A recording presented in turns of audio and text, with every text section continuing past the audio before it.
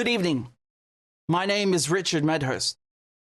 Iran has launched retaliatory strikes against Israel. Hundreds of drones and missiles are headed to the Israeli occupation as we speak. These aren't just being fired from Iran. The entire region, Syria, Lebanon, Iraq, Yemen, are all hitting Israel with Iran as we speak. This is an unprecedented moment. We are witnessing history in the making. We are witnessing history in the making. Now, this is very important, so pay attention. Iran is not attacking Israel. Iran is responding to Israel's attack. Israel started this by bombing the Iranian embassy in Damascus. Bombing an embassy is like bombing the country itself because the embassy is considered the sovereign territory of that country. Israel attacked Iran first, and now this is Iran's response. Here the Israelis confirming they are being hit by UAVs, by unmanned aerial vehicles, meaning drones. This was then confirmed by the Americans and by the Iranians themselves who announced it. Let me show you this post here. This is from the permanent mission of Iran to the UN in New York. They said that conducted on the strength of Article 51 of the UN Charter pertaining to legitimate defense, Iran's military action was in response to the Zionist regime's aggression against our diplomatic premises in Damascus. The matter can be deemed concluded. However, should the Israeli regime make another mistake, Iran's response will be considerably more severe.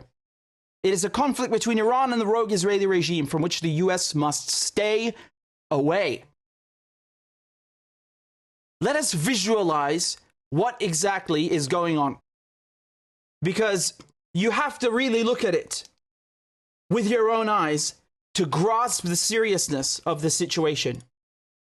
Iran is hitting the Israeli occupation, is hitting occupied Palestine at a distance of 1,000 kilometers, give or take. 1,000 kilometers. That is massive. And not only that, but as I told you, these attacks are coming from Iraq, they're coming from Yemen, they're coming from Lebanon, and they're coming from Syria, all at the same time. You can't, yeah, I swear you can't even grasp what's going on. I can't even grasp it. This is so huge that we need time to digest it. We need time to digest it. Iran's attack, or shall we say retaliatory response, which is really the true nature of it. Iran's retaliatory response is in 3 steps. The first wave consists of firing drones toward the Israeli occupation. A volley, a flurry of drones over and over and over, hundreds of drones. We know from the Israelis that Iran fired at least 150 drones, at least. Some figures are now saying it's in the 500 region, okay? That's the first wave. Now, the second wave is launching drones and other payloads from Iraq, from Syria, from Lebanon to overwhelm Israel's defenses and its Iron Dome. The third wave, the final act, ballistic missiles. Ballistic missiles. Step 1 and step 2 are not the aim. Step 1 and step 2 are designed to overwhelm the Israelis' defenses so that in step 3, the ballistic missiles, the big boys, come in and get the job done. And believe me, Iran know a thing or two about ballistic missiles. Let's look at these videos. I want you to see the barrage of missiles that's coming in. It never seen something like this ever. This is in Iraq, okay? Firing missiles to occupy Palestine. Forgive me.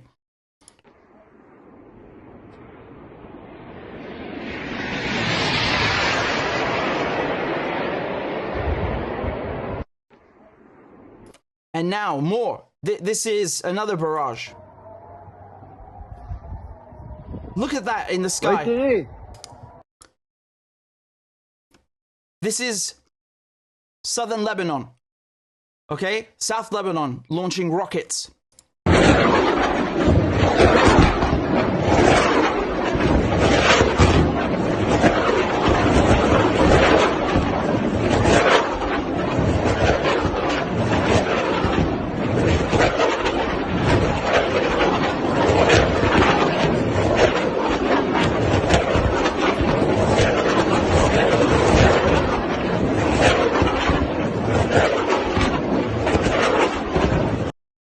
absolute madness. Have you ever seen anything like this before? I'm not talking about this Katyusha in particular. I'm talking about this orchestra. Now this is in Nablus, in Palestine. Missiles from Iran in the sky.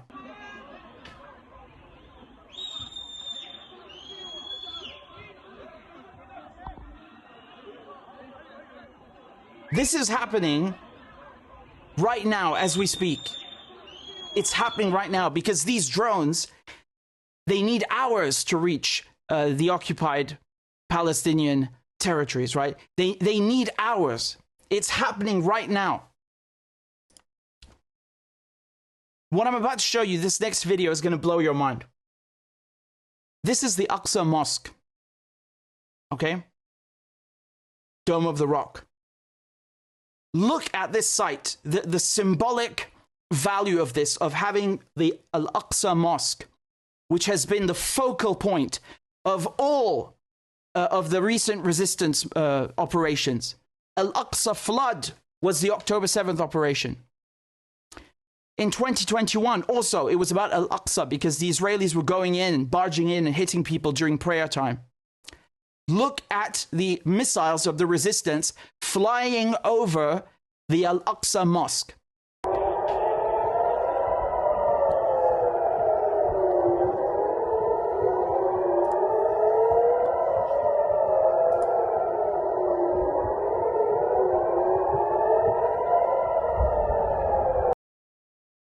Put it in the history books. Put it in the history books. Now the famed Iron Dome, I'll show you in a moment how it's faring. This is in Bethlehem. So you see, I'm showing you from all over the place. In Jerusalem, in Nablus, now in Bethlehem. Take a look.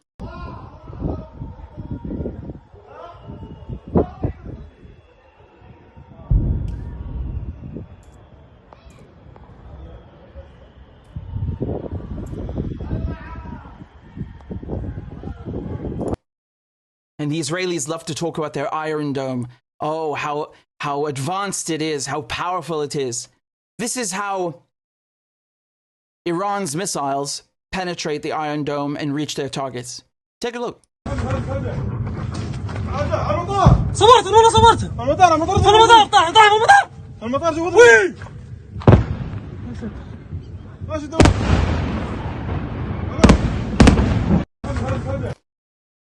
So much for the Iron Dome. Here's more footage.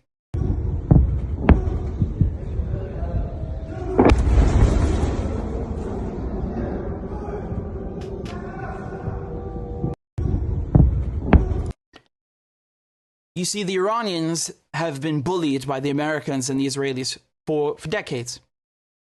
Starved with sanctions, having their scientists assassinated, their officers assassinated, bullied, killed. The embassy attack is really just scratching the surface. I mean, it's the tip of the iceberg. It's one atrocity in an ocean full of atrocities committed by the West against Iran. And I want to show you the technical prowess of the resistance, because it is thanks to Iran that all of this, the naval blockade, for example, that Yemen has instituted, this anti-ship ballistic missile technology, the drones, building these things for cheap. I mean, this won the war in Ukraine. The Russians won the war in Ukraine in part because of these Iranian drones, because of the Shahid 136 and 131. Look at these beasts, these absolute beasts. And on top of that, the missile technology. Iran's missiles can reach Africa, okay? They can reach India. That's how advanced they are. And they named two of their missiles in 2020 after Haj Qasem, so Qasem Soleimani, who was assassinated by the Americans at the behest of the Israelis, and also Abu Mahdi al-Muhandis, who was from the Iraqi resistance. These two men helped build the force that you see before you right this second, that is penetrating the Iron Dome and hitting the Israeli illegal occupation, and also implementing a blockade in the Red Sea in the Bab el-Mandeb Strait. I mean, walloping, slamming, spanking Haifa, the oil refineries, the Eilat port. I mean, the American bases, forget about it. Right now, they're very stressed.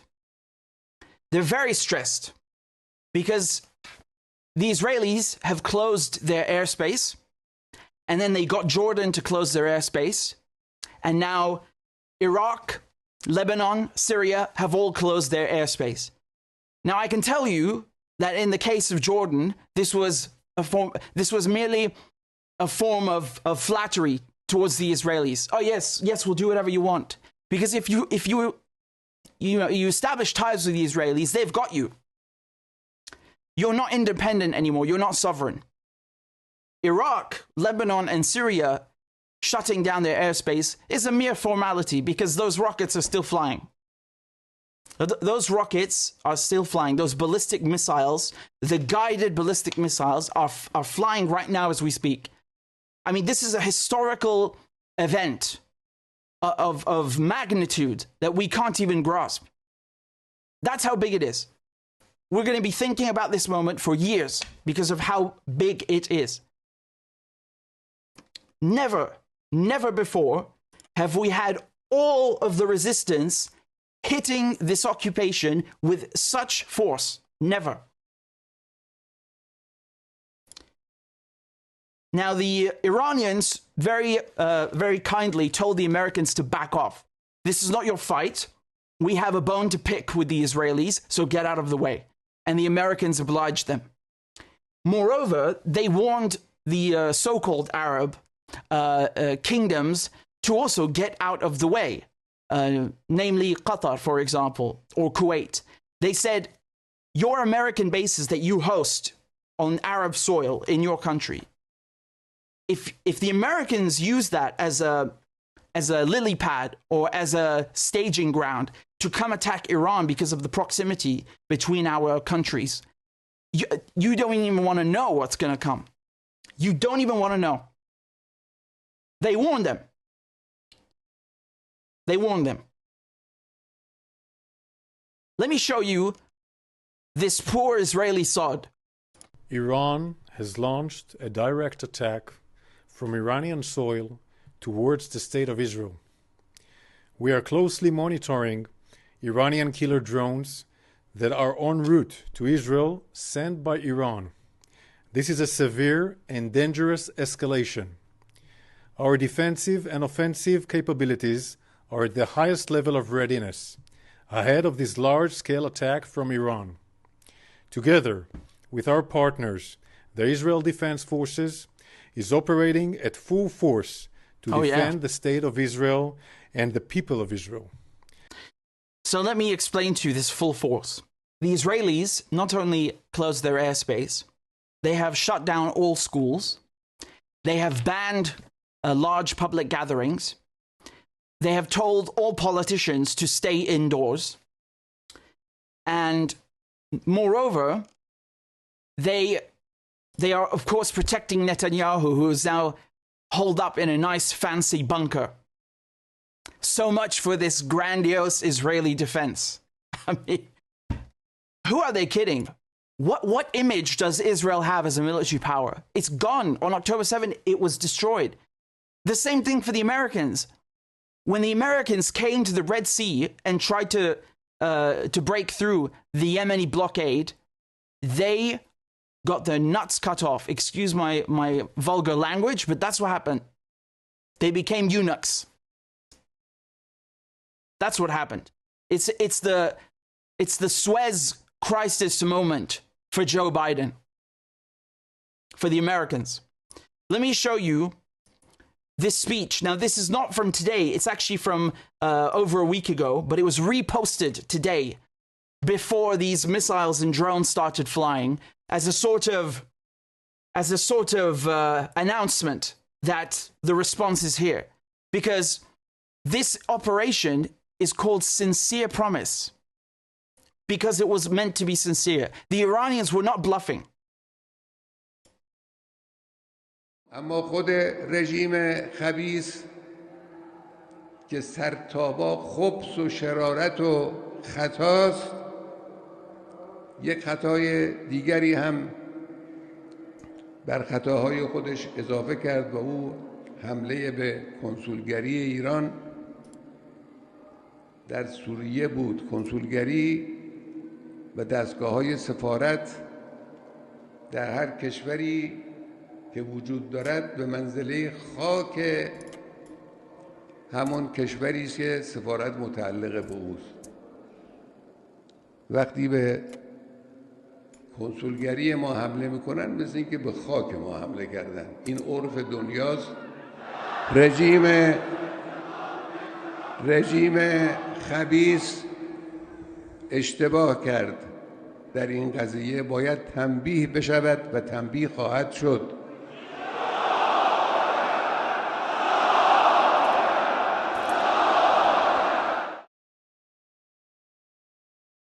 You know, when they killed Soleimani, the Iranians struck the Ain al-Assad base, which is a base occupied by the Americans in Iraq.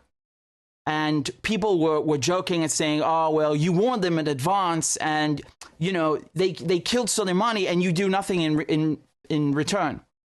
And so people were expecting Iran's response to this to also be some kind of bluff. That was the attitude of the naysayers. Well, they're not looking so smart now, are they? Now this fart, Josep Borrell of the EU, says the EU strongly condemns the unacceptable Iranian attack against Israel. This is an unprecedented escalation and a grave threat to regional security. Why do you... Hold on a second. I thought this is a jungle. You said Europe is a garden and, you know, everybody outside is in a jungle. So why do you care about the regional security of a jungle? Huh? It's only the cradle of civilization, you know, nothing big, just the cradle of civilization.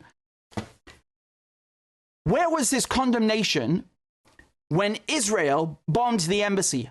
The whole world should have lost their minds. What's happening right now is because not only Iran had their embassy attacked by Israel, but because the world did nothing about it.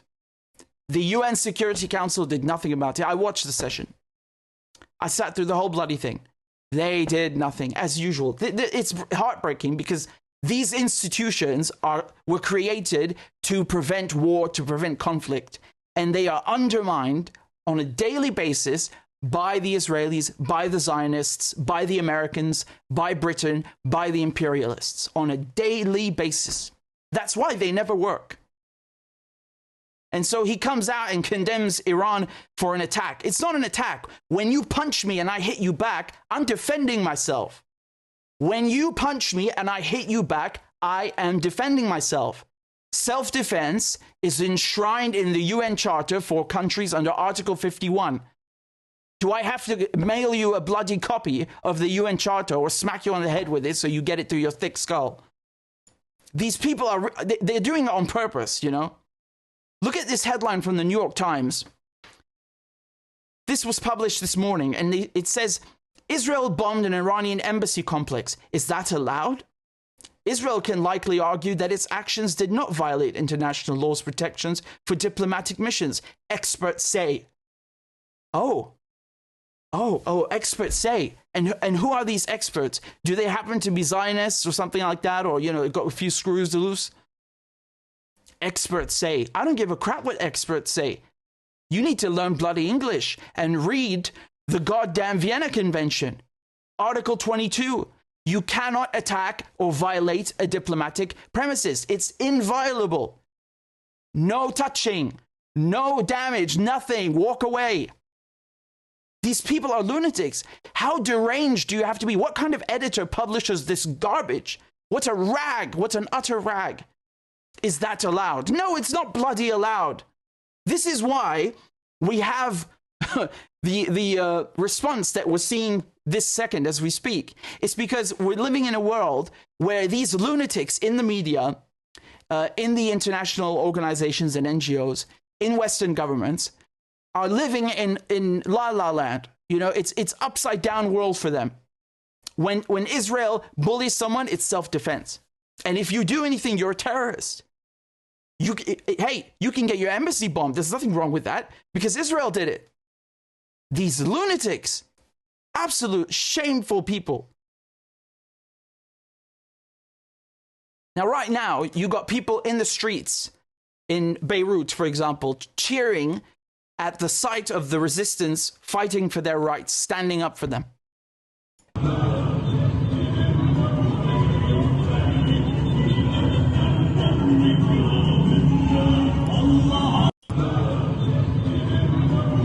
You've also got people in Palestine tearing down the apartheid wall. Now, let me be honest with you. For me, this is too good to be true. But they are tearing down a section of it. I'm not sure the whole wall came down, but it's a pleasant sight nonetheless. And this is happening right now, all of this, right? People are celebrating. They're up in arms. They're energetic. They're excited. They want a better future.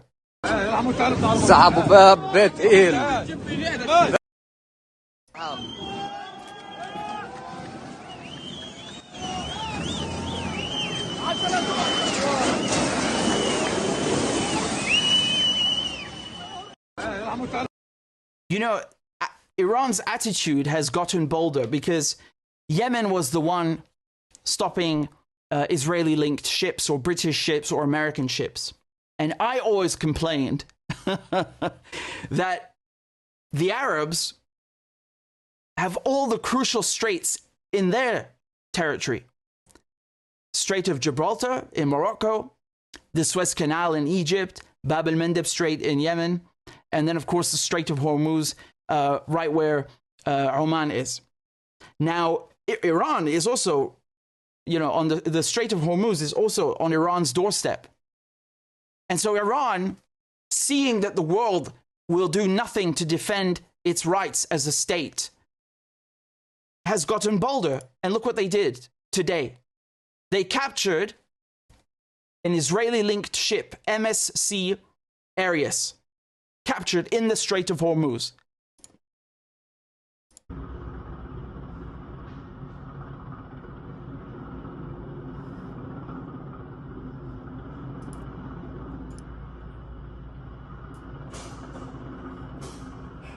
Hey, things up, don't come out. Hey, things up. Chopper, yan. Better go to bridge.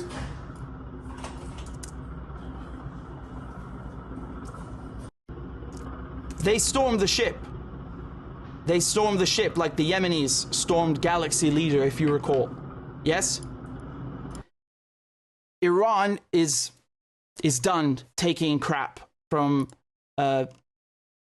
smug countries who won't do anything to stand up for international law. They want a rules-based order, whatever that means, but not international law. Oh no, that's not all right. And so we come to a situation where you have to take the law into your own hands. It's very unfortunate because I think we can all agree that it's better to have international law that really works, that is actually respected, not like this blah, blah, this fake international law that they talk about every day and they do the complete opposite of what it says. I'm talking about real conventions and treaties that are respected. We would all love that. But they can't let us have it. Let's look at some of the developments, the other developments I wanted to show you. Haifa, the municipality of Haifa, declared a state of emergency. The Israelis have announced that you have drones being launched from Yemen. Again, this is one of the most spectacular outcomes of this war from a strategic, again, a purely objective strategic point of view, is that now you have people in Yemen who have the technology and the know-how to fire a drone or a missile and hit with precision, pinpoint accuracy, a port occupied by Zionists in al-Rashrash or Eliat. Lebanon, Hezbollah can also do the same thing. They can hit the same port. They can also hit Haifa easily. The Iraqis who are further away can also hit it. You have a radius now. You have a Venn diagram, right? You've got 5 Venn diagrams all perfectly on top of each other. Iran, Yemen, Syria, Iraq, Lebanon, all of them able to hit targets wherever they are, in the sea, on land, in the air. The West is in decline. They don't want to accept it. Israel is in decline. It has, its image as a military power has been blown to smithereens. It's a joke. And this proves it yet again.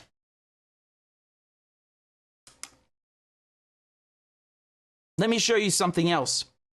This is from Sky News. Look what they said. They said, even if the drones are intercepted, so even if the Israelis manage to shoot down the drones, and even if the number of casualties is rather low, Israelis will nevertheless feel profoundly vulnerable, and the Israeli government compelled to retaliate. Now, there's a senior US official who was speaking to ABC News, and this is what he said. He said there will be anywhere from 400 to 500 drones and missiles launched at Israel from Iraq, from Syria, from South Lebanon, and Yemen. But the bulk will be launched from Iran. I mean, just please try and visualize this. I'm repeating myself because I have to repeat myself. It warrants this attention. It merits your attention. We have all of the resistance axis at the same time with never seen before amounts of force firing at this occupation. What does that tell you? It tells you that all of the Israelis' efforts have been in vain. They are in decline. Their image is gone. And on top of that, they failed to weaken the resistance in any capacity. On the contrary, they got stronger. The resistance not only stayed the same, it got stronger. And the Americans, just like the Israelis, again, you have to grasp how significant this is. It's truly scandalous, for the Americans. I mean, Biden is probably losing his mind right now if he has one. There's an IDF base, an Israeli base. By the way, we shouldn't say IDF because it's not an Israeli defense force. It's an Israeli occupation force. That's what they should be called. So there's an Israeli base that was damaged by the Iranian strikes. And this is a story that just came out a few minutes ago. Okay, so this is from the spokesperson, the one I showed you earlier. He said Iran launched dozens of ballistic missiles at Israel and caused damage to a military base. He says most of the missiles were intercepted by the long-range Arrow air defense system. So you see the Israelis, they have Iron Dome, then they have Arrow, and then they have David's sling. Okay, so these are basically made for their respective sizes in ordnance, payload, and weight. So Iron Dome will be for rockets or smaller missiles, and then Arrow for medium range, and then long range missiles will be shot down by David's sling. Now the Israelis are inflating their gains here because they have been humiliated yet again. The image of the resistance, I mean, it's unbelievable. It's really unbelievable. And I submit to you, what Arab country has done what Iran is doing for Palestine? Where is Saudi Arabia? Where is Saudi Arabia? What are they doing? They bought hundreds of billions of dollars of American weapons to commit a massacre in Yemen, but not to save Palestine. Oh no. Not enough money in it, I suppose. Where's Saudi Arabia? Now, don't get me wrong. I'm very happy that Saudi Arabia and Iran made peace. But I have to ask this question because there's no Arab solidarity here. You know, Iran is not an Arab country. It's a Muslim country. But again, I ask you, where are the Arabs? Syria is the only state actor in this whole business, this whole group that is an Arab state. You know, the Houthis or Ansar Allah, Hezbollah, the Hashd al-Sha'bi, they're not state actors. They're still very relevant, of course, but you take my point, I hope. So what are they doing to Yemen? Since we're talking about Yemen, right now, Britain and the United States are bombing Yemen yet again. You know, apparently, if you bomb Yemen for the 6th month, maybe you can get through the blockade. Yeah, sure. I'm certain that will work, right? Just like it worked last month, or last week, and all the other times you bombed Yemen. Yeah, you really achieved a lot. You lost the war, and then you lost the blockade and got became a eunuch. Well done. Yeah, keep bombing Yemen. I mean, I didn't vote for this. Nobody asked me. My government is thousands of kilometers away bombing people in Yemen. I don't accept this. What is this? And they say it's a democracy. No, it's not a democracy. It's everything that is undemocratic.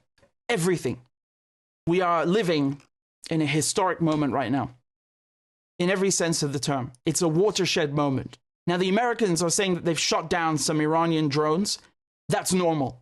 We're talking about hundreds of drones. Obviously, the Israelis and the Americans will get to shoot down some of them, obviously. What they're not telling us is the targets that were hit, and we have video evidence I just showed you. So I've just received the communique. Half an hour ago, the Iranians began the third wave. It's official. The ballistic missiles are on their way right now as we speak to the Israeli occupation. Now, again, whether you like it or not, you can't deny the significance of such a statement. I mean, to say it out loud is wild, honestly. It is significant that Iran is firing from its soil directly, because they always want to say, oh, it's the proxies and the proxies. What proxy? Name one Iranian proxy that is actually proxy. You can't. They just want to slander. They want to smear the best resistance groups of our time. Show me a better resistance group than Hezbollah. You can't. Or Hamas. Again, you don't have to like them. I'm talking about results. Are they able to beat the enemy? Yes. Are they able to develop themselves and become better? Yes. So they want to smear them because they don't like the fact that they're being fought. So they say Iran proxy and this and that. Nothing to do with it. Nothing to do with it. Look at this, for example. This missile. This is a Khorramshahr. I don't know if I'm saying it correctly, but this is one of the missiles being launched. Absolutely wild. Absolutely wild. Truly wild. I'll show you this tweet from Elijah, and he says that Iran have managed to destroy several military locations, many in the south, and in particular, Negev Airport and the army facilities. The possibility of Israel responding is higher now due to the damage it has suffered in this Iranian punishment. Meaning the Israelis are so angry that they've been had that they might lash out, like a child throwing a tantrum. Now, let me tell you something. When I'm reading this and I see that the Negev airport and the military facilities have been taken out, I can't help but recall the fact that the Israelis bombed the Damascus airport and also the international airport in Aleppo over and over. They bomb it, Syria repairs it, they come and bomb it again. It's evil. It's like picking on someone. I mean, I've been to that airport a million times, and when I saw those pictures, it's upsetting, But now the Israelis are getting a taste of their own medicine, and they don't like it.